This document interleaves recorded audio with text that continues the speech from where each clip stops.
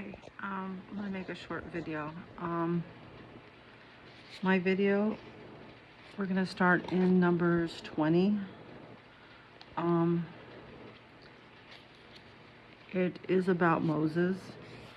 Um, I'll just kind of like tell you what it's about. I kind of read it. You can reread it. The people, I'll just read the beginning of it. The first month of the year, the whole community of Israel arrived in the wilderness of Zin and camped at Kadesh.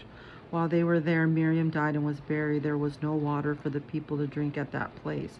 So they rebelled against Moses and Aaron. The people blamed Moses and said, "If only we had died in the Lord's presence with our brothers. Why have you brought the congregation of the Lord's people into the wilderness to die along with our livestock?" Um, so Moses and Aaron, they went to the entrance of the tabernacle where they fell face down to the ground, and they seen the glorious presence of the Lord. And I'm going to kind of skim through it a little bit.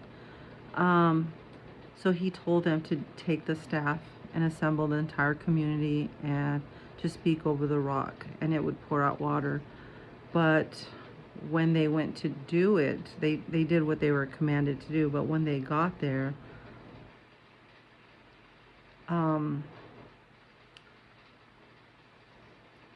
they said to the people, "Listen, you rebels," he shouted, "must we bring you water from this rock?" Then Moses raised his hand and struck the rock twice, and the staff and water gushed out. So the entire community had their livestock, drank their fill.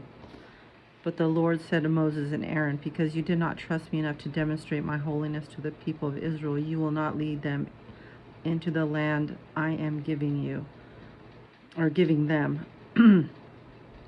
And because they allowed their emotions to take over, because people were fighting with them, and they were worried they were going to get stoned by them to death, they didn't do it what they were supposed to do properly. They didn't give the proper respect to the Lord. So he took a blessing from them. He didn't take everything from them, but he didn't allow them into the promised land. They were allowed to be with the people while they were out in the desert, but they weren't able to go to the promised land because of their disobedience on this act right here.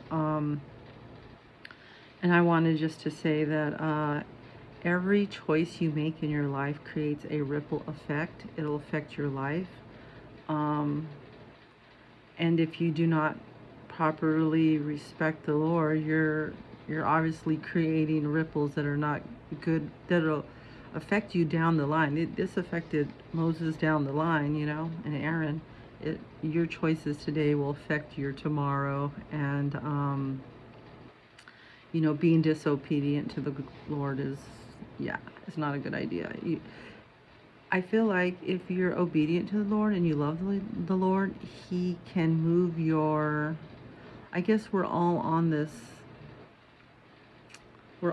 a path, or we're all on going down our road, right? But I think there's levels to it, and if you're living right with God, you will be at that higher level of that road,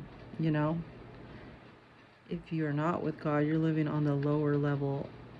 So I guess you have options on your journey, and which level of that road you're on depends on how you are as a person. Are you taking the high road? God will put you on the high level.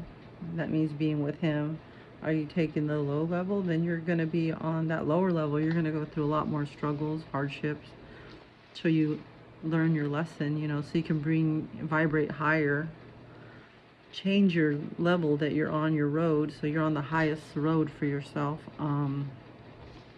But yeah, I'm not saying that blessings can't change. Moses, he had a lot of great things happen for him, but he had something taken away from him because he was disobedient at the end there. Same thing happened with Solomon. God blessed him with wisdom. He was a king. He had everything, but at the end, he decided to make these altars for these wives that he decided to have, and that he was disobedient to God. Also, Samson and Delilah, also the same type of story, he didn't listen to God because he wanted to be with Delilah, so then, he lost his life for that. So my message is, you should be slow to make your choices, slow in understanding those choices, and slow to think about what you're doing, because if you're rushing around and you're taking your emotions ahead of what's really going on, because you should take a step back and see what you're doing, you could lose your promises, whatever promises God has for you. So, you shouldn't move to rush, and the devil wants to rush you. He wants to hurry you so you'll make mistakes, so you should always move cautiously and see all your options and see what they are before you commit to them completely, because yeah, you don't know if it could be like some sort of trap, and you're just like, oh no, how did I get here? I have to get out. Yeah, some places feel like traps. It might be a job. It might be a relationship. It might be, just anything in the world. Anything that you regret doing after you do it, right? It's like, oh, damn, how'd I get there? But yeah, just pray to God and ask Him for forgiveness and help getting out of those spots, because, He'll help you. It's not going to be like instant, like in an hour, like you would like, or, that day, but it'll come. So anyways, and also, if you're in a wrong relationship, that will drain you, and just suck the life out of you, You'll just be in constant confusion, and, yeah, it'll be hard to understand, like, what's right and wrong sometimes. So, yeah, stay aligned with God. He'll show you the way, and He'll protect you, and He'll fight for you. So, that's my morning message.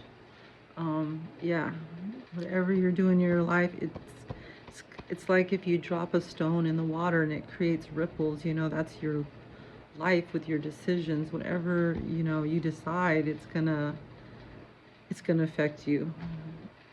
It might not seem like right away, but it's gonna affect you down the road. Believe me, every choice you make, it makes change in your life. So yeah, words to think about. God bless you through the name of Jesus Christ.